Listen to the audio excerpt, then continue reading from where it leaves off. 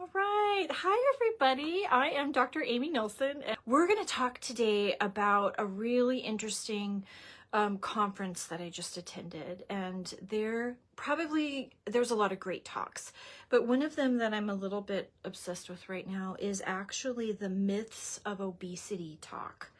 And today I'd like to pull a few clinical pearls out of that talk, and we might go into detail with it later, but there's a few just key ideas with metabolism today.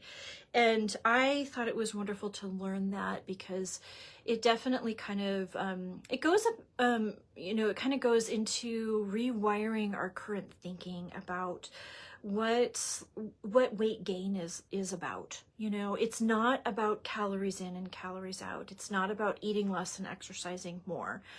That really is a myth of weight gain and obesity, and studying how to stabilize that for somebody. And actually, so I'm going to pull out of this, this talk that actually I went to. And I think there's basically the idea of something that's an obesogen. Obesogen means that when I'm exposed to it, I gain weight. Now on here, we've got the idea that is weight gain about slow metabolism? It is not. It is not about that at all. There is basically a feedback loop with your adrenals, with your thyroid, and with your hormones that keeps a steady state for you. And people might have differences in their genetics. They may have differences in their stress environment. They may have differences in their inflammatory exposure. All of that plays a huge role in somebody's metabolism. And studying that helps you understand how to change somebody's outcome, right?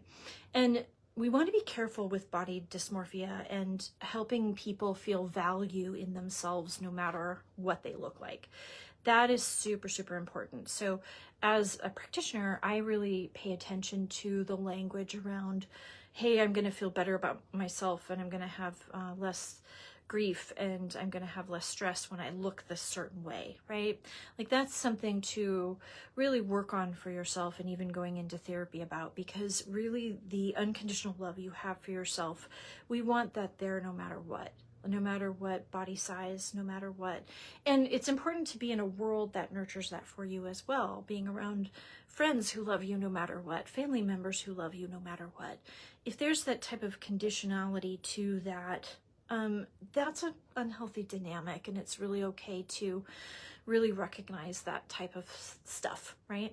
So here, let's talk a little bit about obesogenic things. There's medications that can cause weight gain. We know that quite a bit. Any kind of antipsychotic medication, the antidepressant medications, antihypertensive medications, and then of course the diabetic medications all have a side effect of weight gain. So if somebody's taking medications that do that, we have to understand that that's part of that adaptation. And it's not to say maybe to, go off that medication, but it is to stabilize that medication in a different way. So maybe they need a better look at the thyroid and a better look at the adrenal hormonal system. And the tools that we have as naturopaths, we like to do salivary or urinary adrenal tests.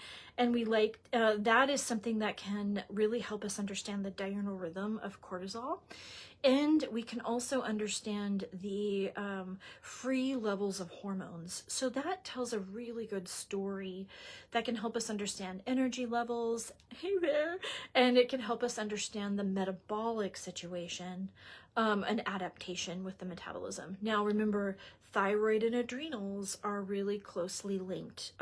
So the thyroid, I've talked about this before, where the reverse T3, that reverse T3 is basically what it is.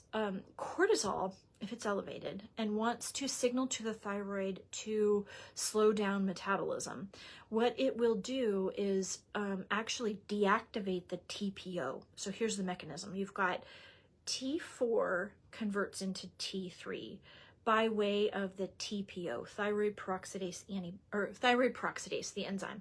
Its main job is to cleave off one of those iodines, right, to make an active free T3 hormone.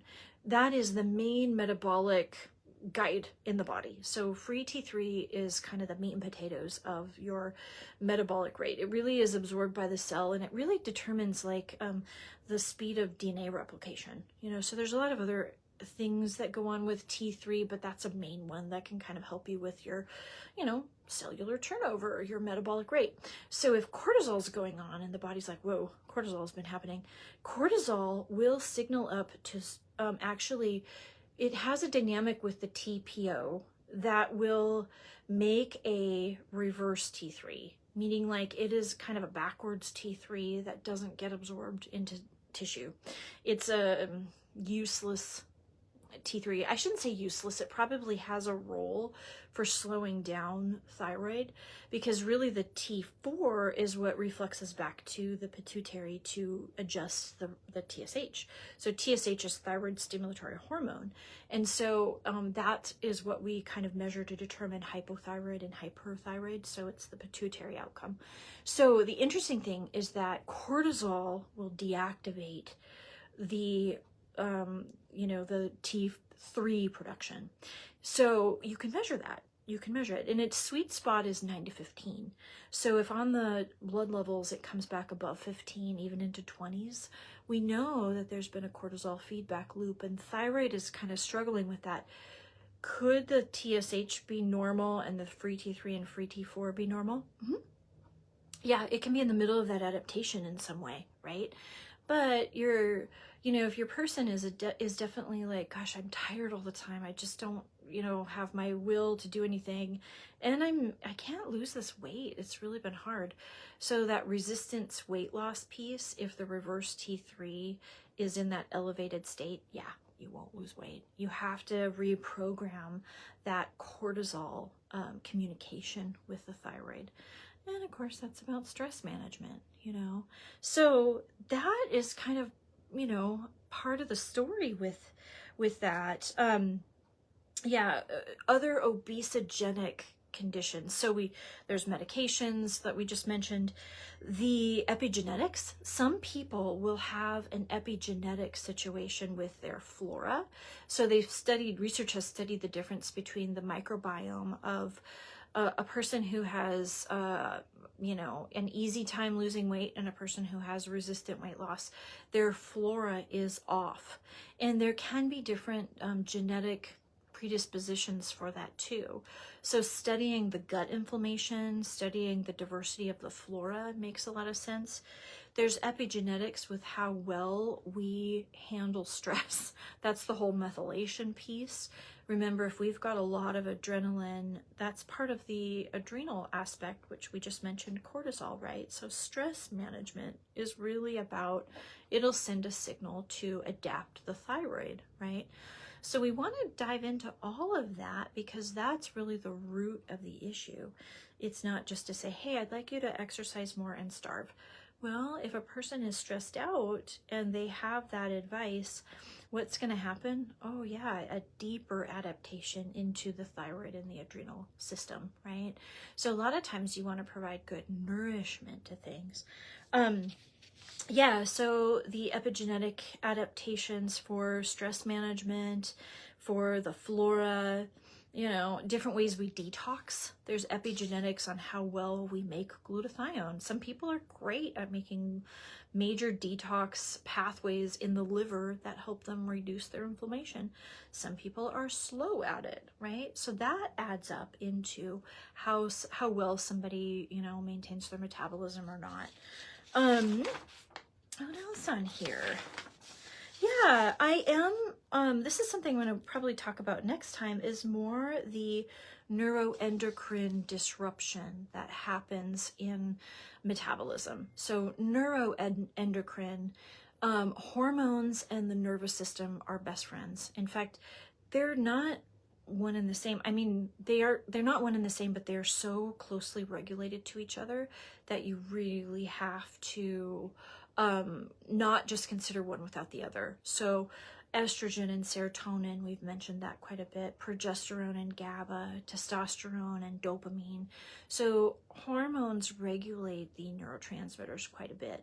And as we go through, especially for women, as we go through different like stages of life where our hormones are changing, that may show up in metabolism. So it's not to say, okay, every 50-year-old woman should now be caloric restricted. It's to really understand that thyroid adrenal dynamic and what's going on with the neurotransmitters. So yeah, very interesting, right? What I'll do is I'm probably going to write an article about this, and then we'll go into it a little bit more. So each week as I kind of dive into this article more and more, I'd like to talk about different dynamics with metabolism and new ideas with metabolism, so that we don't get stuck into the idea of, let me, fast and let me exercise and hopefully I'll lose weight. And you probably would lose weight, but you might not lose it in the healthy way.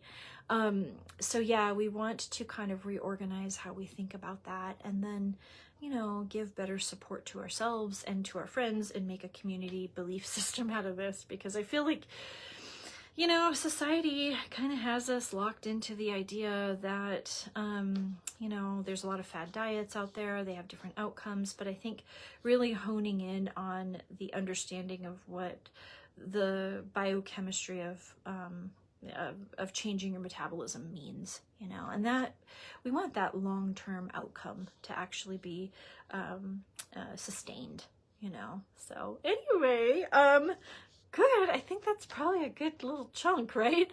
You can always call my office at 512-412-1072. I'm a naturopathic doctor. You can go to my website and learn about what we do. But yeah, I'm always here to help. So, all right, everyone. Bye-bye.